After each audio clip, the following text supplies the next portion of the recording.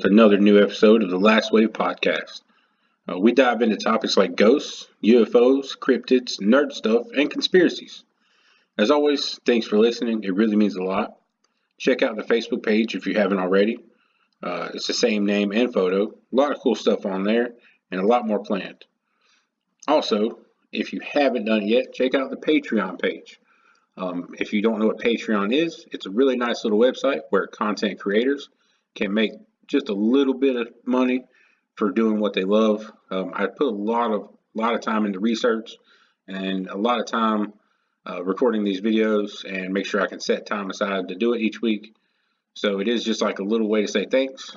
I have it set super cheap. It's like $1, $5, or $10 a month. So that would be really nice of you. I do these ones for free on YouTube right now anyway. But those, if you do for $5 a month, you get an extra video. So there's an extra little story there each week. So it's kind of cool. I get to do little extras and exclusives for the people that do tribute more. So check out patreon.com. Look up the Last Wave podcast. It's the same name, same photo, all across all my stuff. We've got everything. There's Instagram, Facebook page, everything. So check us out wherever you can.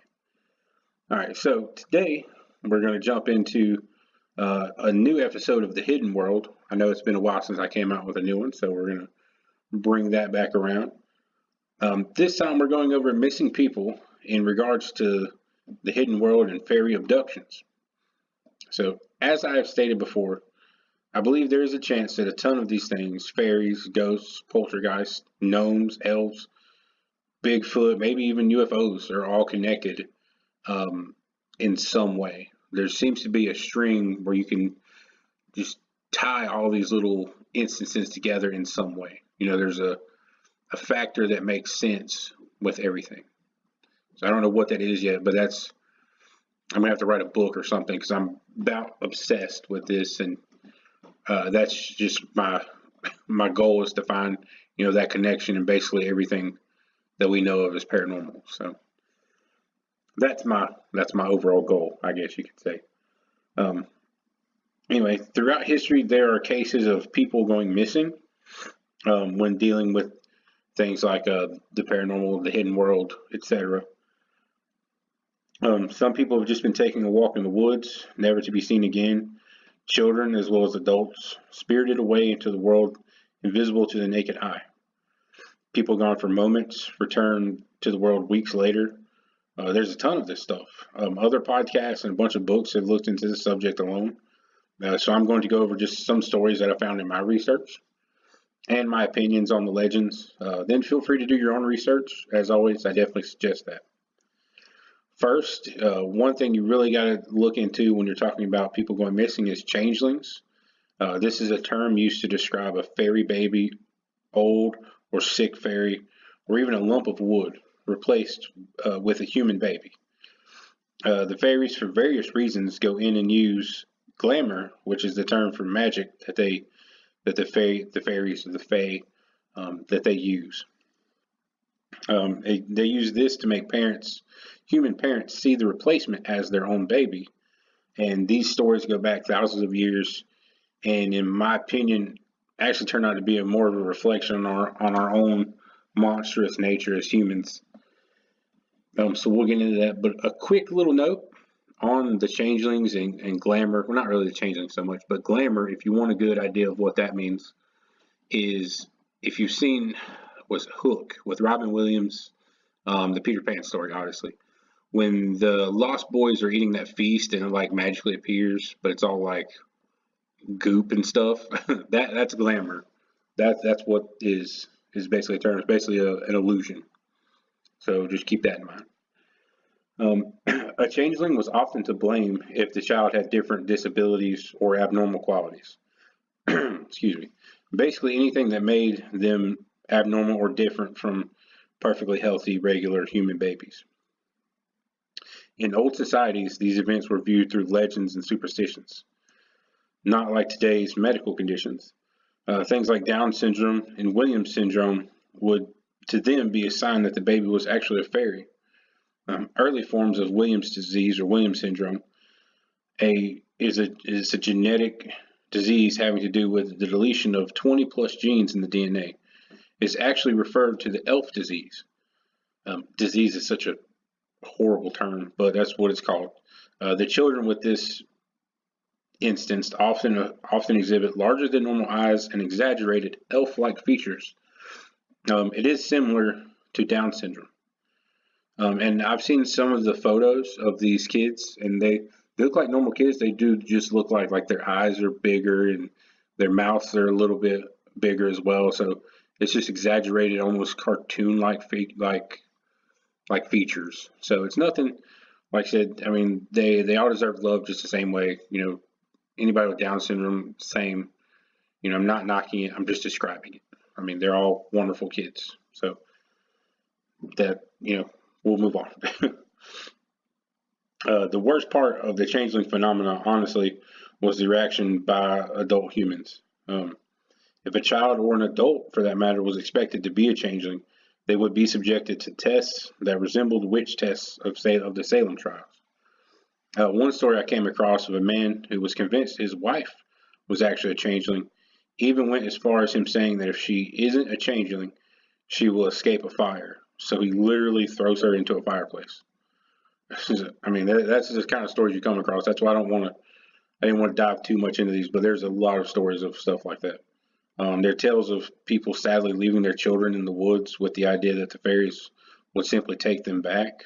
One of my favorite authors, Joshua Cushin, you should definitely look him up. He's got some good interviews on YouTube as well. He's written books and does a lot of podcasts as well on the subject. You might hear my cat in the background. He's just messing around. He does a lot of podcasts on the subject, a lot of interviews and things. I recommend his work for sure, his books, if you want to look more into the stories and legends regarding changelings. But we have a few other things to cover, so I am going to leave that there for now. Next, we will see what happens when we venture into the woods all on our lonesome. I did mention that not only babies were expected to be changelings. That's because there's also stories and kids of adults going missing with fairies being the expected culprits. Now, you may say this has to be strictly legends, but honestly, there was a story, and this is an amazing story from this past year, I believe it was, from my own neck of woods in North Carolina. And no one really spoke much of this one little niche fact about the story. They noticed, because it was a happy ending to the story, the child was found, but something interesting happened while the child was missing. On January 19th, it was reported that a toddler who had wandered off into the forest for 3 days was found alive and mostly okay, except for a few scratches from briars. Thank goodness for that. But I'm a grown man, and I would be hard-pressed to be okay after 3 days and 2 nights in the woods with nothing. Just me hanging out. I would be probably in worse shape than this toddler was. And that's the interesting part, because from the fact that the boy actually said that a bear kept him company and they hung out while he was in the woods. Now, I don't know about you, but I have seen The Revenant, and I know what bears do. It's not good. This isn't the Jungle Book. This isn't a Disney movie. But what if the boy saw something along the lines of a Bigfoot or something of that nature and just didn't know what to call it? I have mentioned I do equate the Bigfoot in the spectrum of hidden world, so maybe this is a case of one just actually helping a human. But either way, thank goodness the kid was safe. Super interesting story. One phenomenon that bridges into UFOs as well is missing time. There have been stories of people that have gone missing or they lose time and thinking it could have been the Fae or UFOs, aliens, etc. So what this means is, say you go for a walk in the forest and you come back 20 minutes later to your house, but your family looks upset and they're raving, they're going mad, and says you've been gone for like hours. You see that a lot with suspected UFO abductions as well. One story from Ireland in County Kerry was a man this is the adult recounting a story of his youth. So when he was 6, his family was on a picnic at a large park. After a while, he just meandered off to play, as kids often do. And oh my God. All right, so yeah, this story kind of gets me a little bit as a parent. It's a pretty crazy story. After a while, his parents got worried and were unable to find him playing with the other children. His father went to the nearby pond and says he saw a strange plant under the surface. For a reason he really couldn't explain, he stooped down and grabbed the plant. Well, it turns out the plant was his son's hair. He pulled the boy from the water. Thankfully, the boy was unharmed and perfectly fine. He reported that he was calm and alert, and when his parents asked him what had happened, he simply said he was playing with the other children in the water. They asked him to follow them so that he could play, so he did. He just wandered into the water, and his parents found him perfectly fine. And that is a crazy story, but I mean, maybe the plant that the father saw was a version of glamour, and they were trying to get the boy to stay with them. Either way, it's just that's such a scary story, but it's one that definitely I thought needed to be told. And these incidents may be far more prevalent than we even know. Sadly, large numbers of children go missing every year around the world. Belief in fairies has not waned as much as one would think. A study by a British doctor asked over 1,600 British people, and 44% said they have seen or believe in fairies. So while the modern world has encroached on more land than ever, some of us still hold belief in these legends. The legends regarding the fairy realm do have some real world counterparts. Most fairy folklore researchers know about things like fairy forts, fairy rings, and even stone hinges and other hinges of that nature are associated with the fae and the hidden world. Fairy rings and forts appear as natural rings on the ground, often rings of mushrooms, flowers, or abnormally enclosed areas of rock. Basically, a circle is more or less what you're looking at. A circle that really has no good reason to be where it is. Sometimes people from the past have made these rings to allow the Fae to live and enter or exit our world as well. These rings are well known to be off limits. You should not step inside these rings, or at least without a goal. There are some stories I found of people wanting to become pregnant or get married, or even wanting the gift of music and being able to play beautiful music. So they would visit the circles to seek help from the fairies. While that is good and all, these rings and areas are known to be portals to the hidden world. So sometimes stepping into one of these rings is the last time you are ever seen. So just keep that in mind next time you're walking through the forest. Keep an eye out for any kind of fairy rings. Especially, I mean, this seems to be more prevalent in the UK and European countries, but these legends as well as the fairies, they definitely traveled across the sea with us. So they can be just as many over here in the old US. There are also fairy mounds, basically mounds of dirt and ground that are abnormal again in some way, that some are reported to be covering cities where the fairies live underground. Legends surrounding these include that they may also be fairy burial grounds or contain fairy treasure as well. However, nearly every story of someone damaging or digging around the fort ends up with that person becoming sick, dead, or going mad, as well as places for disappearances. Another case of a child disappearance attributed to the Fae is the case from County Wicklow, which I believe is also in Ireland, when a young girl vanished for 3 days. The whole community searched high and low for her, looking in the fields, ditches, woodlands, but they could not find the girl. When she finally reappeared, she told her parents that she had been taken away by tiny men in red outfits. The girl managed to overcome her ordeal, but the site of the abduction was recorded by locals, and preserved so as to make sure no one else suffered the same fate. It doesn't actually say in my research what the site was. I wish it would have. I'm assuming a fairy mound, fairy fort, something along those lines. Now, there are other stories of these red, small red humanoid, red dressed figures, fairies, gnomes, what have you. I did find a couple of them.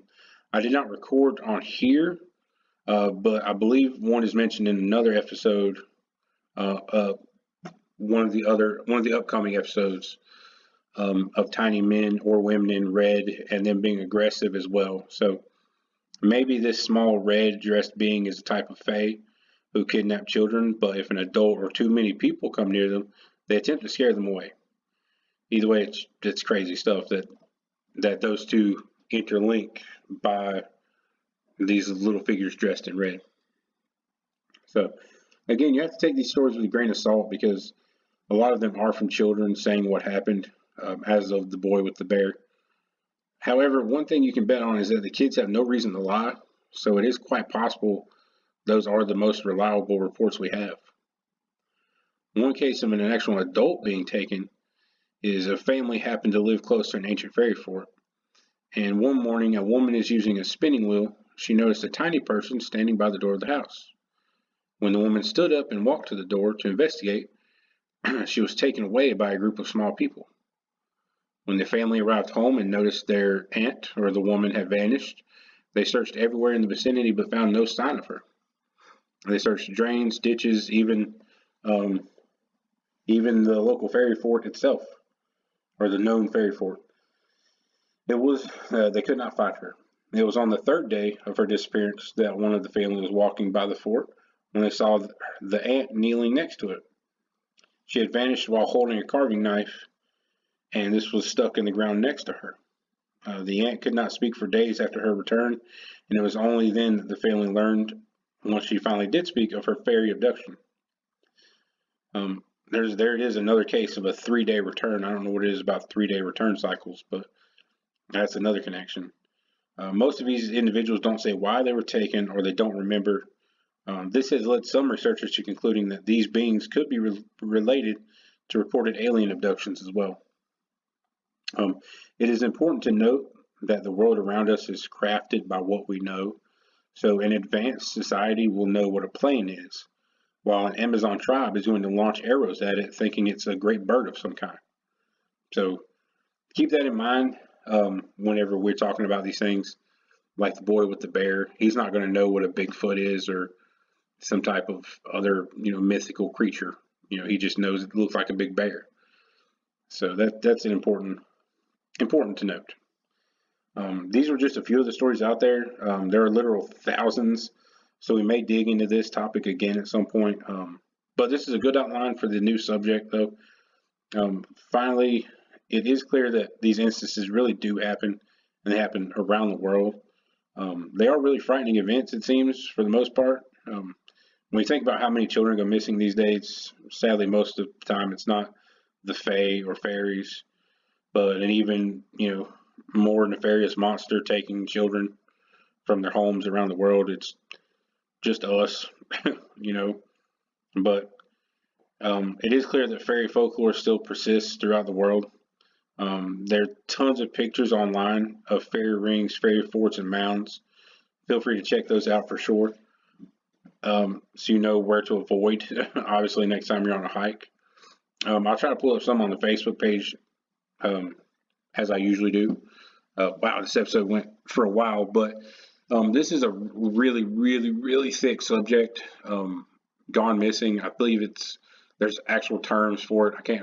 I don't want to say the wrong thing and then be wrong. So we probably will dig into this subject again, just because this is going to be my longest episode, and there is an absolute mountain of more evidence to go on for people going missing due to the fae. So again, really interesting stories. We got a good outline of it today. Real quick, again, I do want to mention the Patreon page. Check that out if you haven't already.